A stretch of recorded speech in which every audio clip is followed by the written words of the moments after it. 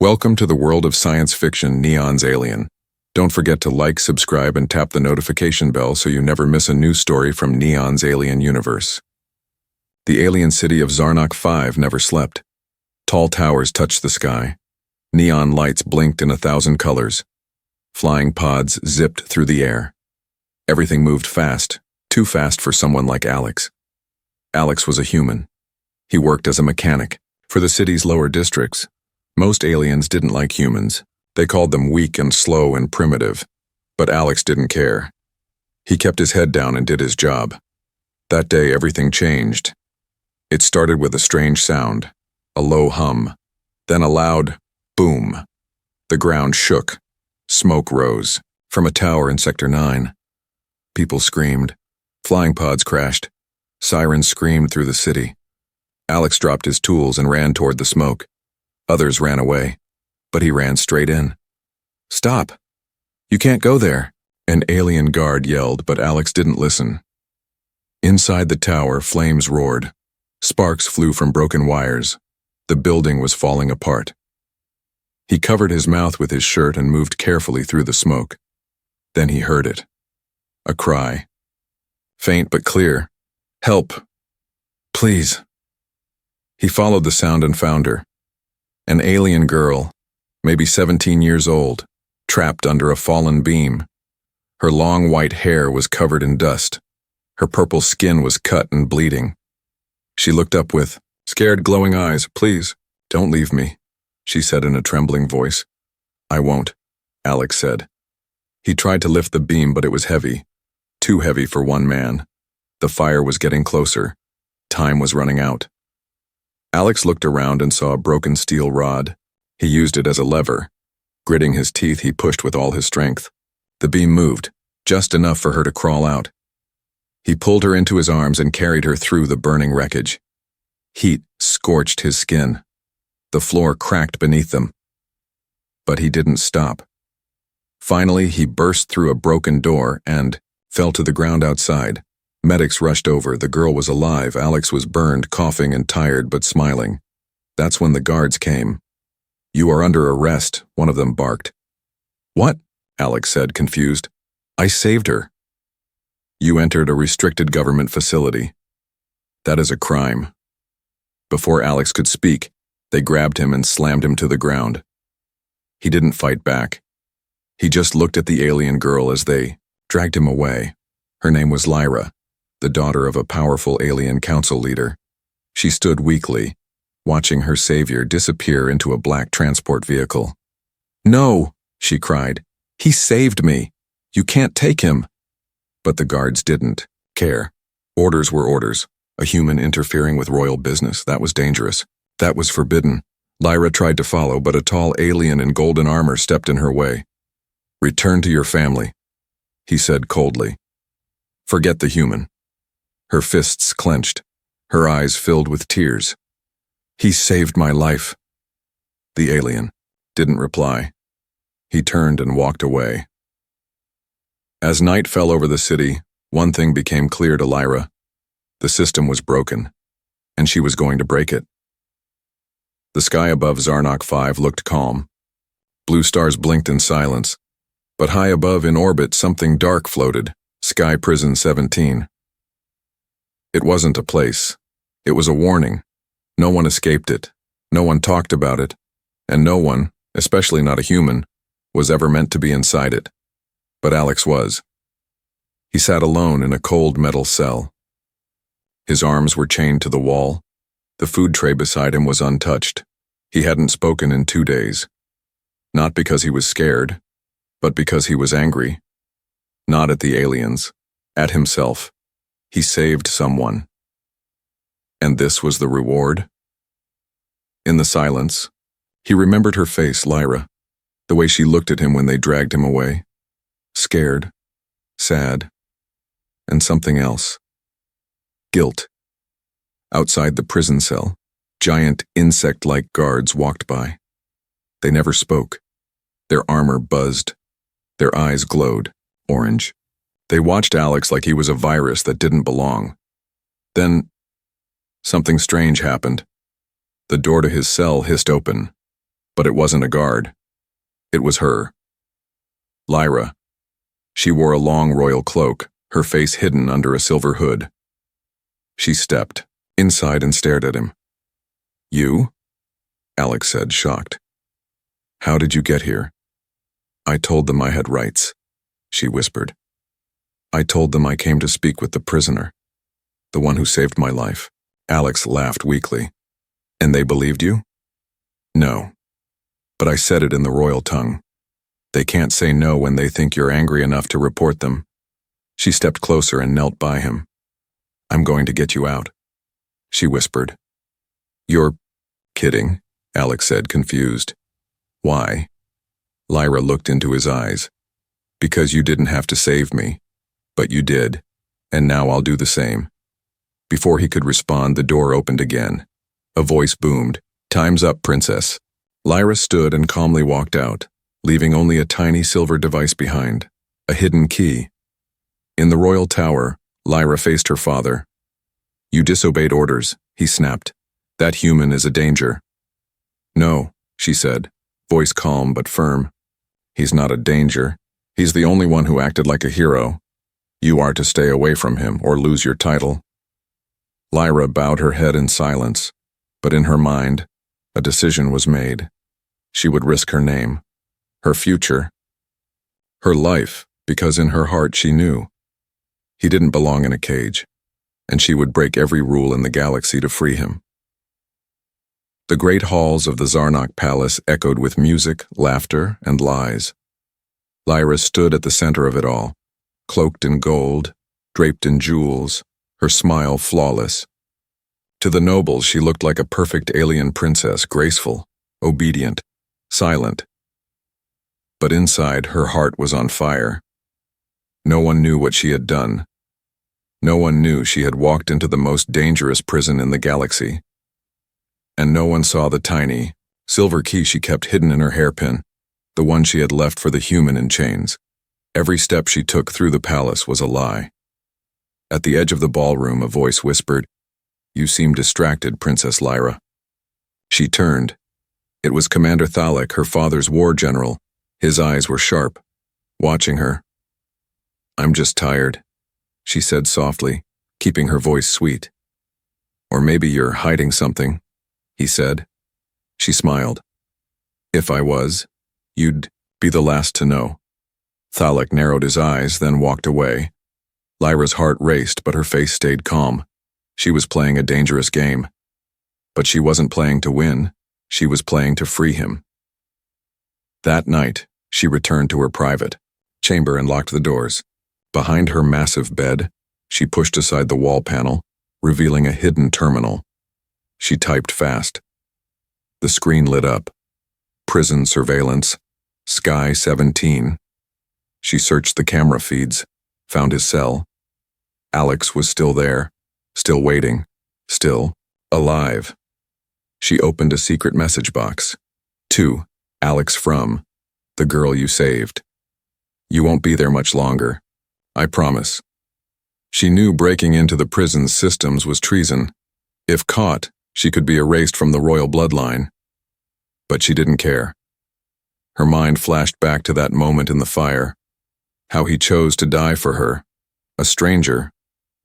No alien she knew would have done that, and now she had a plan.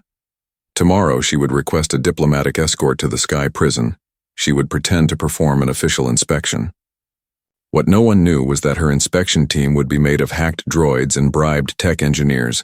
She would go in as a princess, but leave as a traitor, with a human beside her. Meanwhile, in Sky Prison 17, Alex studied the silver device she had left behind. It looked simple, but when he pressed its side, a soft blue light blinked 3 times. Then a line of text appeared on the cell wall, glowing in faint alien script. Hold on. She's coming. He smiled, even as pain shot through his back from the cold floor.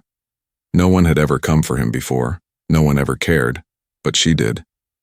And somewhere deep inside that prison, the human's hope, long buried, lit up like a spark. The escape plan was never supposed to begin with blood. But the moment Lyra's stolen clearance chip touched the prison gates, everything went wrong. An alarm she never triggered started blaring. The lights turned red, and far above the orbiting Guy Prison 17, a voice thundered over the intercom. Code red, intruder inside security zone. Lock all gates. Activate drones. Lyra's heart pounded as she ran through the steel corridor, her hood falling behind her. The diplomatic escort she'd forged had been discovered. She had minutes, maybe seconds. Come on, she whispered, to herself. I'm not leaving without him. Back in his cell, Alex snapped to attention. The walls were flashing. The red lights pulsed like heartbeats. The silver device in his hand lit up and buzzed. A tiny voice came from it, Lyra's. It's happening now, I'm coming, follow the blue lights when your door opens. He stared at the locked door, and if it doesn't, it will, and then, it did. The cell door hissed, metal bolts, clicking open. No guard. Just silence and one flickering blue light on the floor, leading down a narrow path. Alex didn't hesitate. He limped into the hallway, wounds still fresh, heart racing with adrenaline. Lyra smashed a control panel with her stolen access stick. Sparks flew, doors opened, drones turned off mid-flight. She reached the inner ring where political prisoners were kept. Behind one half-melted door, she found him, face cut, eyes tired, but still standing. Didn't expect a princess to come. Save me, Alex said. I'm not a princess anymore, she said breathlessly. Not after this. They ran together. Behind them, alarms screamed louder. Guards stormed through with pulse rifles. Lyra tossed Alex a shock blade. Can you still fight? Try me. One guard charged. Alex ducked and slammed the shock blade into his ribs. Another tried to grab Lyra. She spun, kicked, and used her cloak's hidden blade. They kept moving. At the end of the hall, a sealed hangar door blocked the exit. I thought you had access, Alex gasped. I did. They've locked me out. From her pouch, she pulled one last thing. A black crystal chip. Forbidden tech. Where did you get that? Alex asked. I stole it from my father. She jammed it into the panel. The door opened just as guards came, around the corner. Blasters fired. Alex shielded Lyra as they dove into the escape pod. He slammed the door shut and launched it before the guards could stop them. The pod shot away from the prison, dodging turret fire. Inside, Lyra sat on the floor, trembling. Alex collapsed beside her, his arm bleeding again. They didn't speak for a while, just breathed. Finally, Lyra whispered, They'll hunt us now. You know that, right? Alex smiled through the pain. Let them try. Outside the small ship, the stars stretched endlessly ahead. Behind them, the Empire had turned against its own princess. But ahead, freedom. Together. The royal broadcast was short, but deadly. Lyra of House Virex is now exiled. Her bloodline is broken. A warrant is active. Bring her back, dead or alive. That message played across every screen in the galaxy. Lyra sat quietly inside an old junk freighter, hiding in a dark cargo bay filled with rusted metal and old engines. Her royal cloak was gone, her long white hair now tied back, covered in oil and dust. She didn't look like a princess anymore. She looked like a fugitive. Across from her, Alex stitched a wound on his arm using supplies they stole from the prison. His hands were steady, his eyes calm, but he kept glancing at her. You okay? He asked.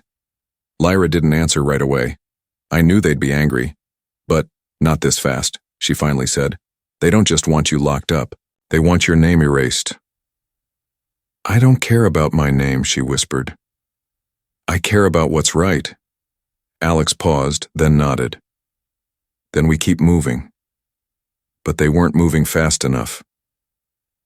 Above their hiding place, a black ship hovered, a Royal Hunter-class vessel. Its scanners hummed as it tracked energy signatures across the moon's surface.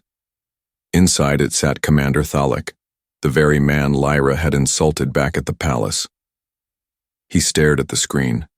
I know you're down there, traitor. He smiled. I'm coming to collect you myself. Down on the ground, Lyra and Alex tried to fix the freighter's broken nav system. The controls were fried. It would take hours to repair. We can't. Stay here, Alex warned. We won't, Lyra replied. But if they find us first, we fight. Night fell over the dusty moon. Red sand blew through cracks in the freighter's hull. Alex stood guard near the door with a blaster. Lyra knelt inside, reprogramming the ship's old defense drone. Suddenly, a soft beep. She looked at the screen. They've found us. Outside, spotlights hit the freighter. Footsteps, heavy ones, closed in. Thalec's voice rang out through a speaker. Princess Lyra, come out and I promise your death will be quick. Lyra stood and looked at Alex. No more running? He grinned. Good. I'm tired of hiding anyway. The door burst open. Guards flooded in. Alex fired first. The first two fell. Lyra threw the drone forward. It exploded, knocking the others back. They ran through the side exit and into the storm outside. But Thalec was waiting.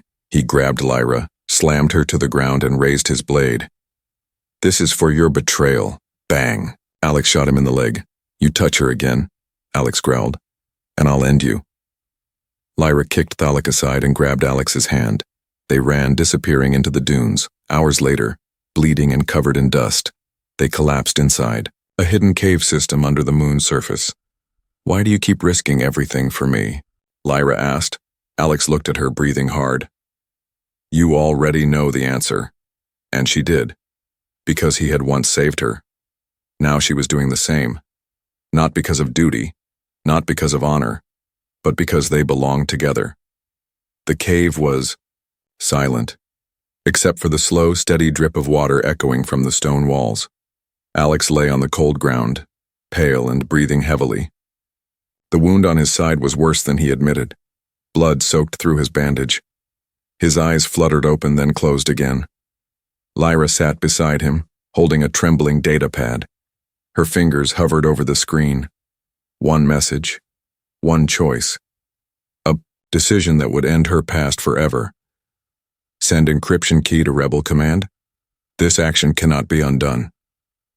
She stared at it. That key was the only thing her family still feared. It unlocked her father's war vault. Ships, weapons, and dark secrets hidden from the galaxy.